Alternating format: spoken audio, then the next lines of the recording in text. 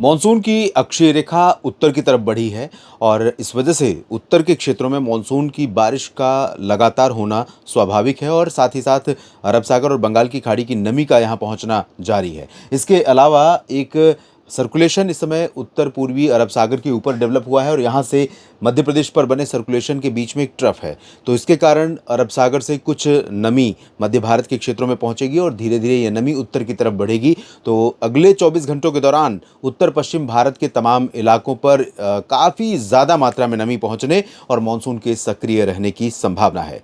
नमस्कार, आप सभी का स्वागत और अभिनंदन इस नेशनल वेदर बुलेटिन में। मैं हूं देवेंद्र त्रिपाठी। ये वीडियो आप देख रहे हैं मौसम तक चैनल पर, जिसमें बात 13 अगस्त के समग्र भारत के मौसम की करूंगा। दोस्तों, मानसून की अक्षीय रेखा भी बीकानेर से लेकर के बंगाल की खाड़ी के बीच बनी है और अनुमान यह है कि ये इसी और इसके ऊपर नीचे थोड़ा बहुत होती रहेगी और इसी वजह से जो बंगाल की खाड़ी से नमी है उसका फ्लो पूर्वोत्तर से लेकर के पूर्वी और उत्तर भारत के तमाम राज्यों पर लगातार बना रहेगा। और यहाँ से ये जो नमी बढ़ी है इसका कारण है यहाँ पर बनी हुई एक ट्रफ और सर्कुलेशन जो मध्य प्रदेश के ऊपर है। कोमोरिन रीजन से जो ट्रफ बन रही थी कर्नाटक के बीच में, उसका थोड़ा विस्तार हुआ है और वो पहुंची है रायलसीमा यानी आंध्र प्रदेश के बीच में। तो इसके कारण आंध्र प्रदेश के ऊपर भी कुछ बादल आज नजर आने लगे हैं।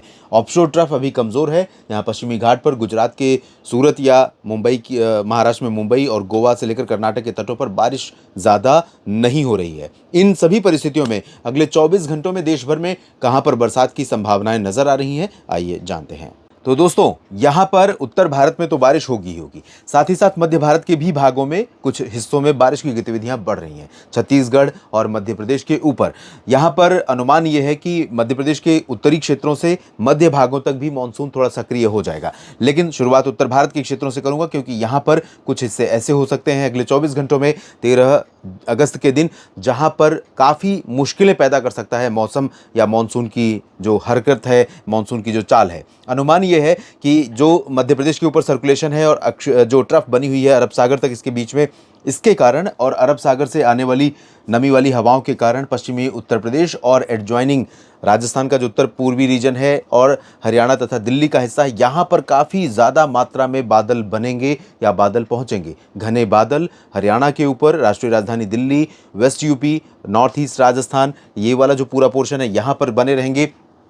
यही नहीं, उत्तराखंड और हिमाचल प्रदेश की जो ये रीजन है, ये वाला सर्कल है, कुछ इस तरह से इन भागों में यानी शिमला, देहरादून और मसूरी, नैनीताल, पंतनगर, इधर पटियाला, इधर चंडीगढ़, अंबाला, इन सभी क्षेत्रों में कई जगहों पर काफ़ी घने बादल दिखाई पड़ेंगे। तो यहाँ पर इस रीजन में कहीं कहीं पर ऐसी बारिश हो सकती है जैसे बादल फटने जैसी स्थितियाँ पैदा हो सकती हैं, या फिर जो पर्वतीय क्षेत्र हैं यहाँ पर तेज़ बारिश, अचानक होने वाली कुछ समय के लिए तेज़ बारिश के कारण लैंडस्लाइड यानी भूस्खलन का खतरा पैदा हो सकता है हिमाचल प्रदेश में भी और उत्तराखंड के रीजन में भी। तो इन सभी क्षेत्रों में आपको सतर्क रहने की ज़रूरत होगी, खासतौर पर उत्तराखंड और हिमाचल प्रदेश में।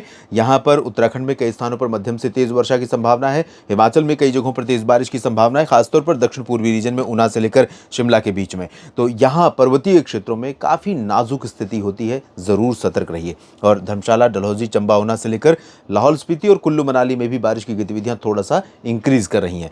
जम्मू कश्मीर की बात जहां तक है, तो जम्मू, कटरा, उधमपुर समेत माता वैष्णो देवी धाम का जो तीर्थ स्थल है, यहां पर भी संभावना है। कुछ उत्तरी क्षेत्रों में भी बारिश की संभावनाएं हैं। उत्तरी भागों में इंटेंसिटी जरूर बहुत ज्यादा नहीं रहने वाली है। और बात गिलगित बाल्टिस्तान, मुजफ्फराबाद, लद्दाख की करें तो यहाँ पर चांसेस ज़्यादा बरसात के नहीं हैं। पंजाब और हरियाणा के क्षेत्रों में, चंडीगढ़ और दिल्ली के रीजन में, जैसा कि मैंने बताया, यहाँ पर पंजाब में पूर्वी हिस्सों में पटियाला, लुधियाना और रूपनगर, नवांशहर, शहीद भगत सिंह नगर, साहिबजादा अजीत सिंह नगर से लेकर इधर चंडीगढ़, और हरियाणा में पंचकुला, अंबाला, यमुनानगर, कुरुक्षेत्र, करनाल, कैथल, जींद से लेकर रोहतक, सोनीपत, पानीपत, हिसार, सिरसा, फतेहाबाद, इन सभी भागों में कई स्थानों पर काफ़ी घने बादल बनने की संभावनाएं हैं। राजस्थान के ऊपर मॉडल दिखा रहा है, लेकिन अनुमान यहाँ पर भी कुछ इसी तरह के दिखाई पड़ रहे हैं। जिस तरह की परिस्थितियाँ बन रही हैं, हवाओं की दिशा या नमी का लगातार यहाँ पर पहुँचना, इकट्ठा होना, उसके कारण इस पर्टिकुलर रीजन में काफ़ी ज़्यादा बादल बन सकते हैं और कई जगहों पर बारिश हो सकती है। लेकिन साउथ हरियाणा में और नॉर्थ ईस्ट राजस्थान में ज़्यादा चांसेस रहेंगे। उसी तरह से दिल्ली के भी दक्षिणी भागों में ज़्यादा संभावनाएं बारिश की रहेंगी उत्तरी भागों की तुलना में। यहाँ उत्तर प्रदेश के पश्चिमी हिस्से जो हैं, यहाँ बरेली से लेकर सहारनपुर, मेरठ, मुरादाबाद और बागपत, शामली, गाजियाबाद, बुलंदशहर, अलीगढ़, आगरा, मथुरा, इन सभी भागों में कई जगहों पर बारिश होगी। हल्की से मध्यम बौछारें गिरेंगी और पूरब के रीजन में भी कई स्थानों पर बारिश की संभावनाएं हैं। प्रयागराज में भी, जौनपुर और वाराणसी, सोनभद्र, गोरखपुर में भी, इधर बहराइच और लखनऊ, कानपुर नगर, कानपुर देहात और अयोध्या, बाराबंकी, अमेठी, रायबरेली में भी। राजस्थान का उत्तर पूर्वी हिस्सा काफ़ी एक्टिव होगा, एक्टिव मानसून का जोन होगा। अभी किसी मित्र ने यहाँ पर जोधपुर, जालौर और सिरोही तथा पाली और आसपास के भागों से लिखा है कि यहाँ पर कई दिनों से बरसात नहीं हो रही है। देखिए, जोधपुर के कुछ हिस्सों में अगले 24 घंटों में बारिश की उम्मीद है। सभी जगहों पर हो सकता है ना हो, जालौर में हो सकता है ना हो, पाली और बाड़मेर, जैसलमेर में चांसेस बहुत कम दिखाई पड़ रहे हैं। लेकिन जोधपुर के उत्तरी भागों में, नागौर में, सीकर में और बीकानेर, गंगानगर, चूरू, हनुमानगढ़, अजमेर, जयपुर, अलवर, दौसा, करौली, धौलपुर, भरतपुर, झुंझुनू और साथ ही साथ टोंक, सवाई माधोपुर, कोटा, इन भागों में कई जगहों पर मध्यम से तेज वर्षा हो सकती है। भीलवाड़ा, चित्तौड़गढ़, डूंगरपुर, उदयपुर, प्रतापगढ़ और आसपास के रीजन में हल्की से मध्यम बौछारें गिर सकती हैं। इसके बाद मध्य भारत के क्षेत्रों की तरफ देखेंगे तो यहाँ गुजरात पर क्लाउडिंग थोड़ा बढ़ेगी, जो सर्कुलेशन और ट्रफ है इसके कारण। लेकिन बहुत उम्मीद बारिश की यहाँ पर गुजरात में नहीं है, ना तो पूर्वी रीजन में और ना ही सौराष्ट्र और कच्छ में। लेकिन मेहसाना, पाटन, साबरकांठा, बनासकांठा और कच्छ तथा सौराष्ट्र के कुछ रीजन में और इधर अहमदाबाद, वडोदरा से लेकर सूरत के बीच में कहीं कहीं पर हो सकता है बूंदाबांदी, हल्की वर्षा देखने को मिल जाए। मध्य प्रदेश पर बारिश का दायरा थोड़ा सा इन्हेंस हो सकता है, बढ़ सकता है, इंटेंसिटी भी बढ़ सकती है। भोपाल और विदिशा, साथ ही साथ अशोकनगर, शाजापुर, सीहोर और गुना, शिवपुरी, श्योपुर, भिंड, मुरैना, दतिया से लेकर इधर ग्वालियर, टीकमगढ़, खजुराहो, सागर, सतना, पन्ना, रीवा, सीधी, सिंगरौली, उमरिया, कटनी, शहडोल, अनूपपुर, डिंडोरी, मांडला, बालाघाट, नर्मदापुरम, छिंदवाड़ा और नरसिंहपुर समेत इन तमाम जगहों पर बारिश की उम्मीद है। उज्जैन, इंदौर, देवास, धार, खरगोन, खंडवा, बुरहानपुर, अलीराजपुर, नीमच, रतलाम, यहाँ पर चांसेस बहुत बारिश के नहीं है, लाइट रेन हो सकती है। विदर्भ में थोड़ी सी संभावना आज की तुलना में कल बढ़ सकती है, यानी 12 अगस्त की तुलना में 13 अगस्त को चांसेस बारिश के ज़्यादा रह सकते हैं, जिसमें चंद्रपुर, भंडारा, गोंदिया, गढ़चिरौली और नागपुर में बारिश की उम्मीदें रहेंगी। और अकोला, अमरावती, यवतमाल, वर्धा में भी बादल आएंगे, कुछ जगहों पर हो सकता है बूंदाबांदी हो जाए। मराठवाड़ा और मध्य महाराष्ट्र तथा कोंकण, गोवा में मुख्यतः शुष्क मौसम रहेगा। मुंबई में बूंदें पड़ सकती हैं, उससे ज़्यादा की उम्मीद नहीं है। मुंबई से किसी मित्र ने लिखा था कि मुंबई में बरसात अच्छी वाली कब देखने को मिलेगी, तो अभी ऑफशोर ट्रफ के सक्रिय न होने के कारण मुंबई समेत, सूरत समेत, पश्चिमी घाट पर, यहाँ तक कि कर्नाटक के तटों पर भी और गोवा में भी बारिश नहीं हो रही है ज़्यादा। यहाँ पर मानसून अभी बहुत एक्टिव नहीं है। छत्तीसगढ़ और ओडिशा के क्षेत्रों में बारिश इंक्रीज कर रही है। अनुमान यह है कि इन दोनों राज्यों में कई जगहों पर हल्की से मध्यम के साथ कुछ स्थानों पर तेज बौछारें गिर सकती हैं। यहाँ पर अंबिकापुर, कोरिया, सरगुजा, बिलासपुर से लेकर रायपुर और सुकमा, दंतेवाड़ा, बीजापुर के बीच में तमाम जगहों पर बारिश की संभावनाएं हैं।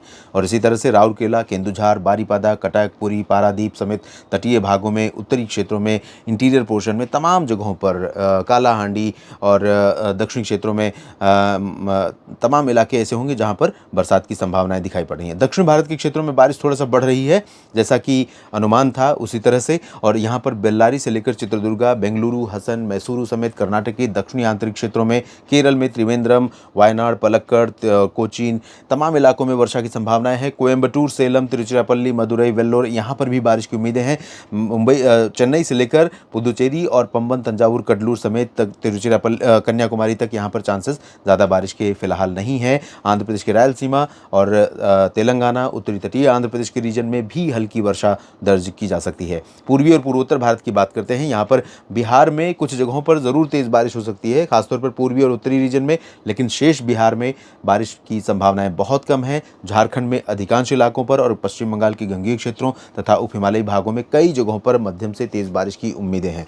कुल मिलाकर के मेरा ये मानना है दोस्तों कि पूर्वी, पूर्वोत्तर और उत्तर तथा मध्य के कुछ हिस्सों में मानसून काफ़ी सक्रिय है। कुछ राज्यों को छोड़ दे तो देश में अगस्त में अच्छी बरसात देखने को मिल रही है। पूर्वोत्तर भारत में भी अगले 24 घंटों में अच्छी बारिश की उम्मीदें नजर आ रही हैं। नेशनल वेदर बुलेटिन में अभी के लिए इतना ही। बने रहिएगा लगातार मेरे साथ न्यूज़ मीडिया मंच और मौसम तक चैनल पर। अगर ये जानकारियाँ आपको ठीक लगती हैं तो वीडियो को लाइक और शेयर कीजिए।